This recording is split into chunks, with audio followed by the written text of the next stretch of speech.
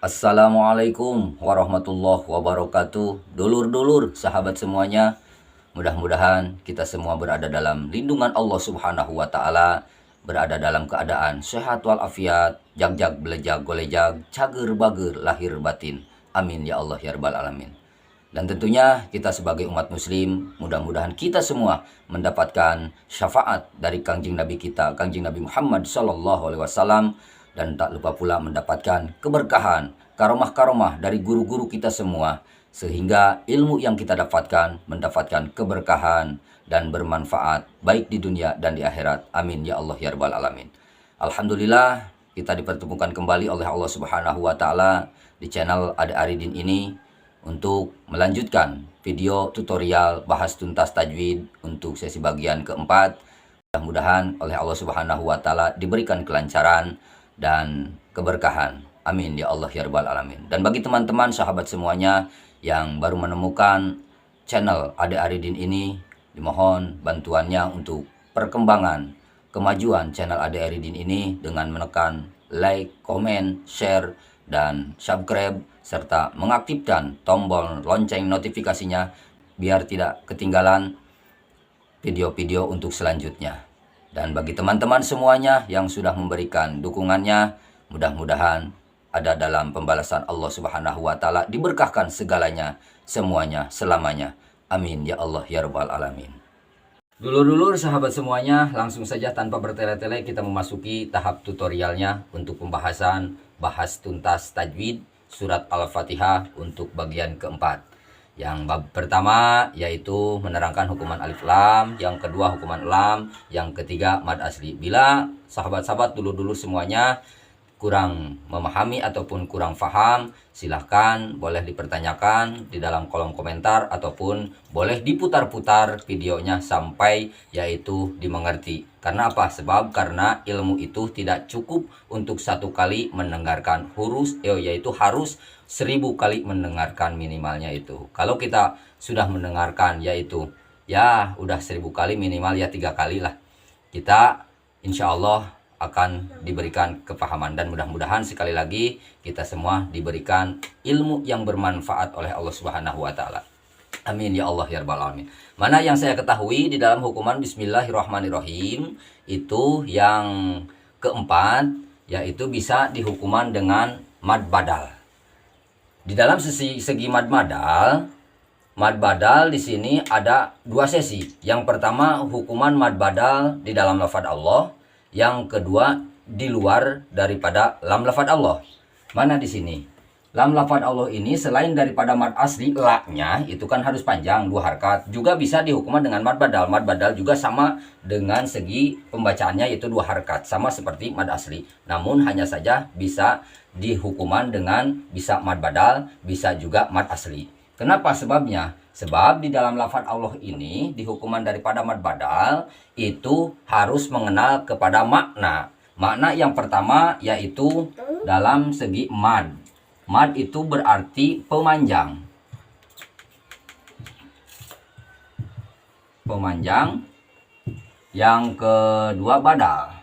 Badal itu berarti pergantian.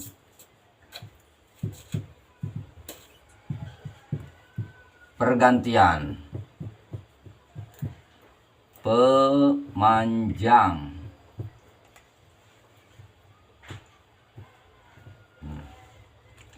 Sekali lagi, di dalam mad badal hukuman di dalam lafaz Allah, kita harus mengenal maknanya dulu. Makna daripada mad itu adalah pemanjang dan badal itu adalah pergantian. Nah, lafaz Allah di sini pergantian dari lafaz apa? Pergantian dari lafaz apa? Yang saya ketahui dulu-dulu sahabat semuanya, lafaz Allah itu pergantian yaitu berasal dalam kata lafaz ilahun. Ilahun. Jadi lafaz Allah itu pergantiannya dari segi asalnya gitu, pengasalannya berasal di dalam lafaz yaitu ilahun, yang berarti adalah Tuhan yang masih umum. Ini sesudah ilahun ini terus didatangilah yaitu huruf yaitu alif lam. Nah, sesudah didatangkan huruf alif lam, jadi dibacanya al-ilahu. Tadi kan ilahun. Terus didatangi yaitu alif lam, jadi al-ilahu. Harus al-ilahu, jangan al-ilahun, karena halus mukhayyar baina ta'rif wa tanwin. Jadi harus milih antara alif lam dengan tanwin. Nah, di sini sesudah didatangi alif lam jadi dibacanya al-ilahu, terus dibuang hamzah dapat ilahu yang ini. Nah, terus dibuang. Sesudah dibuang jadi dibacanya kan jadi al-lahu.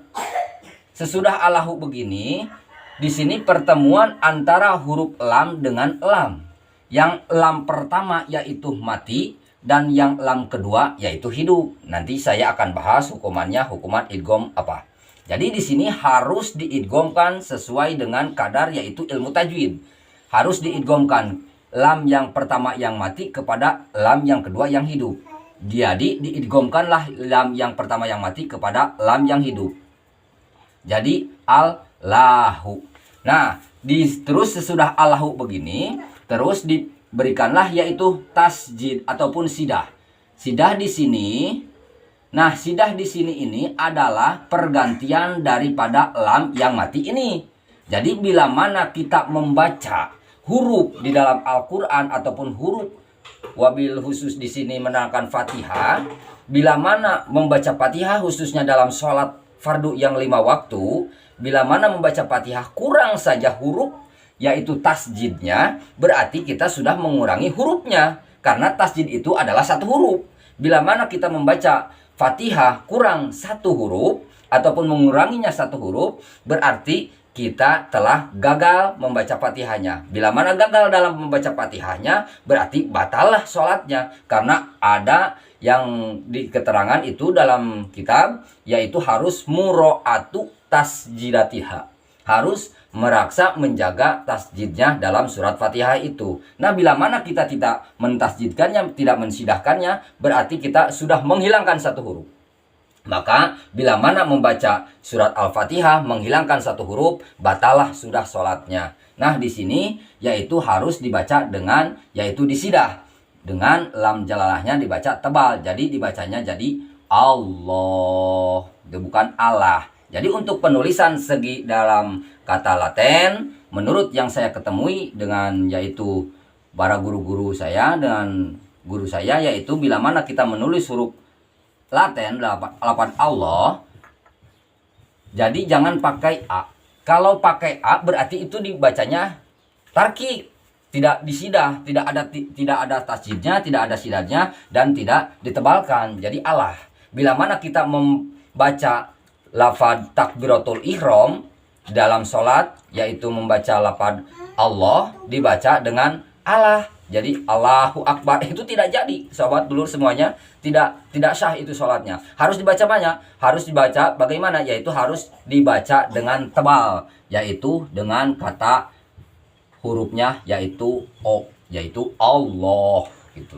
Jadi inilah mad badal yang saya ketahui di dalam segi lafad Allah. Jadi mad itu pemanjang, badal itu pergantian. Pergantian dari lafad apa? Lafad Allah itu pergantian dari lafad ilahun. Sesudah ilahun terus didatangilah alif lam, yang harus dibacanya sekarang adalah al-ilahu. Sesudah al-ilahu begitu dibuanglah hamzah lafad ilahu, terus yaitu diidghamkan lam ketemu lam, jadi al-lahu. Diberikanlah sidah. Sidah ini adalah pergantian daripada lam yang mati ini. Jadi dibacanya tebal dan disidahkan Allahu, jangan Allahu gitu ya. Jadi penulisannya sekali lagi bukan begini, tapi harus begini. Terus yang sesi untuk kedua daripada mad badal yang kedua, di luar dari lafaz Allah. Yang saya ketahui mad badal untuk keluar daripada dalam lafaz Allah itu harus ada syaratnya. Syaratnya yaitu harus berkumpullah antara huruf mad, bukan huruf mad, perkumpulah antara huruf hamzah dengan mad. Jadi di dalam ilmu tajwid itu dulu sahabat semuanya ada perkumpulan antara huruf mad dengan hamzah, ada juga hamzah dengan mad. Beda lagi itu hukuman namanya. Nah, kalau untuk segi mad badal di sini di luar dari lam lafaz Allah, di luar dari lam lafaz Allah, mad badal itu harus ada yaitu berkumpulnya antara huruf hamzah dengan mad. Contoh seperti di sini adalah lafaz amanu. Ini adalah alifnya alif jaidah. Nah, di sini ada alif berharkatkan harkat patah yang berdiri. Nah, bila mana ada harkat patah yang berdiri sesuai dengan penjelasan waktu di dalam mad asli di sini, bila mana ada harkat berdiri berarti dalam-dalamnya itu cek orang Sunda teh mah di jero-jerona gitu, di jero-jerona di dalam-dalamnya itu ada yaitu huruf pemanjang. Huruf pemanjang yang bermunasabah untuk harkat patah yaitu alif. Wa alifun min badi fathin waqa'a walabdutu hiha likulin jumi'a al alifu bintul fathi waqa'a. Tadi di sini al alifu bintul fathi. Di sini menerangkan bahwasanya bila mana ada harkat patah yaitu di dalamnya itu pasti ada harkat pemanjang. Harkat pemanjang yang bermunasabah kepada patah itu yaitu alif. Nah, di sini ini yang disebut alif berharkatkan harkat patah yang berdiri ini bukan alif. Sepengetahuan saya, yaitu hamzah. Karena apa? Di dalam pengejaannya itu bukan alif patah a, bukan begitu, tapi hamzah alif patah a. Lantas bagaimana sekarang membedakan untuk cara paling mudah, paling gampang antara membedakan hamzah dengan alif? Gini saudara, bila mana kita menemukan huruf alif, alif itu dalam ilmu tajwid adalah alif untuk harkat pemanjang. Contohnya di sini adalah mim dan alif. Nah, disinilah baru yang disebut namanya alif. Alif itu adalah harkat pemanjang. Mim, alif, wa patah ma. Inilah disebut dengan alif. Nah, bila mana ada alif, tapi hidupnya itu diberikan harkat. Harkatnya itu baik patah, kasroh, ataupun domah.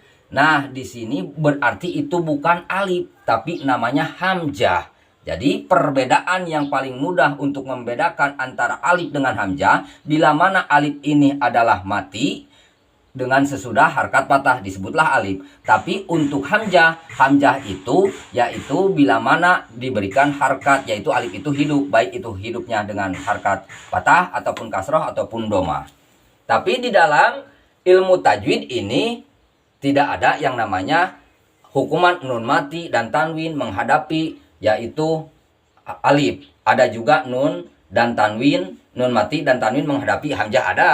Kalau mim mati menghadapi alif enggak ada. Ada juga mim mati yaitu menghadapi atau bertemu dengan hamzah ada. Tidak ada perkumpulan antara mad dengan hamzah. Ada juga tidak ada pertemuan yaitu perkumpulan antara huruf mad dengan alif, tidak ada. Ada juga kumpulan yaitu huruf mad dengan hamzah, itu baru ada. Nah, di sini juga maka di dalam ilmu tajwid yaitu alif, kalau disebut alif itu berarti harus mati sesudah harkat patah. Kalau hamzah berarti itu harus hidup. Tapi di dalam kaidah ilmu makhorijul huruf yang saya temukan bahwasanya alif dengan hamzah itu sama. Kenapa? Karena di dalam makhorijul huruf ternyata alif itu ada dua. Jadi yang ini bisa disebut alif, yang hamzah ini juga bisa disebut alif. Kenapa? Karena di dalam ilmu makhorijul huruf alif itu ada dua. Yang pertama alif yang disebut dengan layinah. Kalau layinah itu berarti alif mati sesudah harkat patah. Ini yang disebut alif untuk berharkat, yaitu untuk penunjang harkat pemanjang, yaitu alif, huruf pemanjang, yaitu disebutlah alif. Alifnya alif layinah. Kalau yang kedua yaitu alif yabisah yang disebut dengan hamzah, yaitu alif yang diberikan harkat yaitu hidup baik diharkatkan dengan harkat patah ataupun harkat kasroh ataupun domah, yaitu disebutlah alif sama, tapi alifnya alif yabisah gitu. Nah, ini kalau untuk segi daripada alif dan hamzah itu di dalam ilmu tajwid itu berbeda ya. Jadi ada alif, ada hamzah, itu semua beda.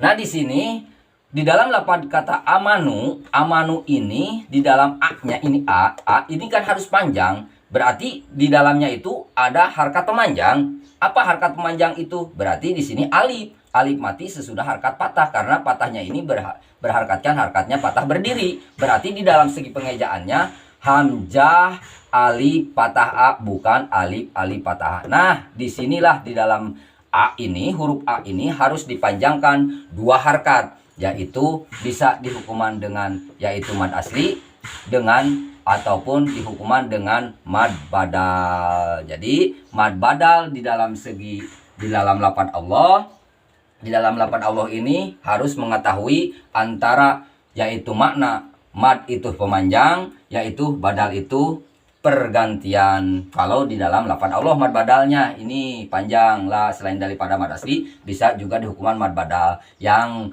dari luar dalam lafaz Allah, mad badal itu harus berkumpul antara huruf hamzah dulu dengan mad, bukan perkumpulan mad dulu dengan hamzah, bukan. Harus hamzah dulu yang pertama, yang kedua mad. Contohnya di sini hamzah dulu yaitu baru mad. Berarti di sini ada huruf hamzah ini yang dalamnya itu ada harkat pemanjang yaitu alif. Jadi pengejaannya hamzah alif patah A. Nah, perkumpulanlah di sini antara hamzah dengan mad, maka itu dihukuman dengan mad badal A-nya ini.